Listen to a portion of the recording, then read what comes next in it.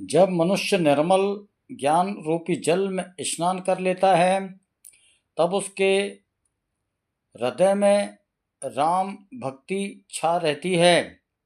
शिवजी, ब्रह्मा जी और सुखदेव जी, सनकादिक ऋषि और नारद आदि ब्रह्म विचार में परम निपुण जो मुनि हैं, हे पक्षीराज, उन सब का मत यही है कि श्री रामचंद्र जी के चरण कमलों में प्रेम करना चाहिए।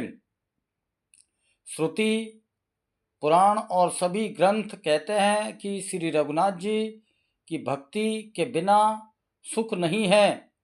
कछुए की पीठ पर भले ही बाल उग जाएं, बांझ का पुत्र भले ही किसी को मार डालें, आकाश में भले ही अनेकों प्रकार के फूल खिल उठें, परंतु श्री हरि से विमुख होकर जीव सुख नहीं प्राप्त कर सकता।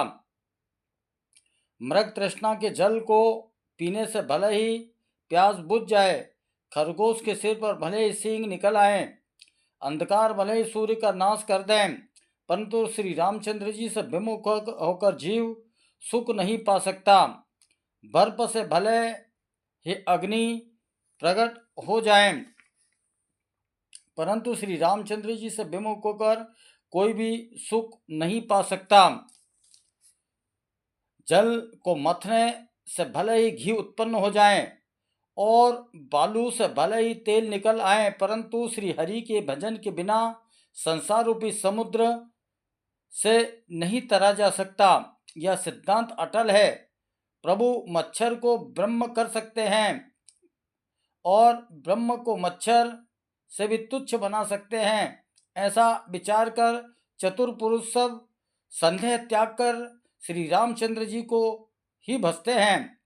मैं आपसे भली भांति निश्चित किया हुआ सिद्धांत कहता हूँ कि मेरे वचन अन्यथा नहीं है। जो मनुष्य श्री हरि का भजन करते हैं वे अत्यंत दुस्तर संसार सागर को पार कर जाते हैं। हे नाथ, मैंने श्री हरि का अनुपम चरित्र आपकी बुद्धि के अनुसार कहीं विस्तार से और कहीं संक्षिप्त में कहा है। हे सर्पों के शत्रु गरुड़ जी, श्रुतियों का यही सिद्धांत है कि सब काम भुलाकर श्री रामचंद्र जी का भजन करना चाहिए। प्रभु श्री रघुनाथ जी को छोड़कर और किसका सेवन किया जाए? जिनका मुझे कैसे मूर्ख दास स्नेह है। प्रभु श्री रामचंद्र